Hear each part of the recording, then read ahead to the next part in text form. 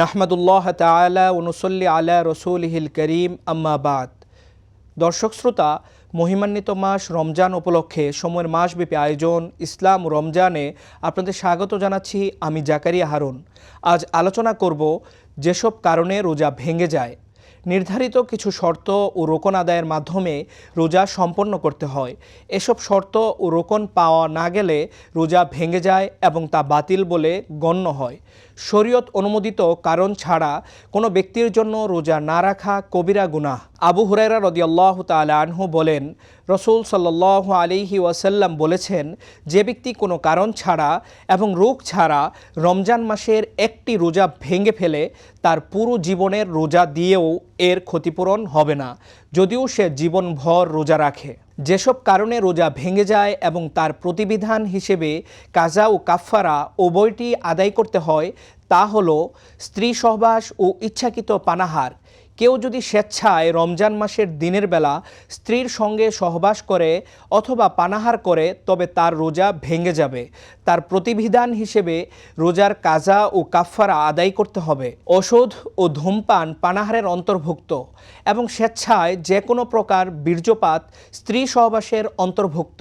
কোনো স্বামী যদি স্ত্রীকে সহবাসে বাধ্য করে তবে স্ত্রী শুধু কাজা আদায় করবে এবং স্বামীর কাজা কাফফারা দুটোই আদায় করতে হবে। এখানে যেসব কারণে রোজা ভেঙে গেলে প্রতিবিধান হিসেবে শুধু কাজা আদায় করতে হয়, কাফফারা দিতে হয় না, তা তুলে ধরছি। ইচ্ছে করে বমি করা, বমির বেশিরভাগ মুখে আসার পর তা গিলে ফেলা, মেয়েদের হায়েজ নিফাস বা ঋতুস্রাব ও প্রসবকালীন স্রাব শুরু হলে, গ্লুকোজ বা শক্তিবর্ধক ইঞ্জেকশন বা স্যালাইন দিলে, প্রস্রাব পায়খানার রাস্তা দিয়ে ওষুধ বা অন্য কিছু শরীরে প্রবেশ করালে, রোজাদারকে জোর করে কেউ কিছু খাওয়ালে, ইফতারের সময় হয়েছে ভেবে সূর্যাস্তের আগে ইফতার করলে, রাত বাকি আছে ভেবে সুবে সাদিকের পর পানাহার করলে, ভুলবশত কোনো কিছু খেয়ে রোজা ভেঙে গেছে ভেবে ইচ্ছে করে আরও কিছু খেলে, বৃষ্টির পানি মুখে পড়ার পর তা খেয়ে ফেললে, জিহ্বা দিয়ে দাঁতের ফাঁক থেকে ছোলা পরিমাণ কোনো কিছু বের করে খেয়ে ফেললে, রোজা স্মরণ থাকা অবস্থায় অজুতে কুলি বা নাকে পানি দেওয়ার সময় ভেতরে পানি চলে গেলে। রোজার কাজা ও কাফফারা কি? রোজার কাজা হলো একটি রোজার পরিবর্তে একটি রোজাই রাখা। কাজা রোজা রমজানের পরে সুবিধামতো সময়ে আদায় করা যায়। সব কাজা রোজা একত্রে আদায় করা জরুরি নয়।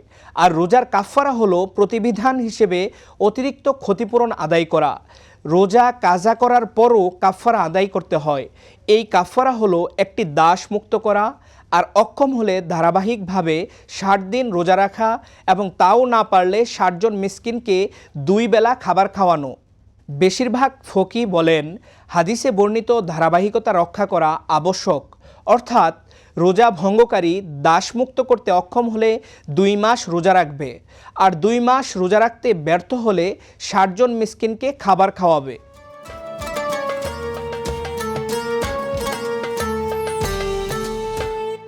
প্রিয় সুধী, রমজানের রোজা সঠিকভাবে পালনের জন্য রমজান সম্পর্কিত গুরুত্বপূর্ণ মাসালা জানা জরুরি। তাই এ সংক্রান্ত 2টি মাসালা এখানে উপস্থাপন করছি।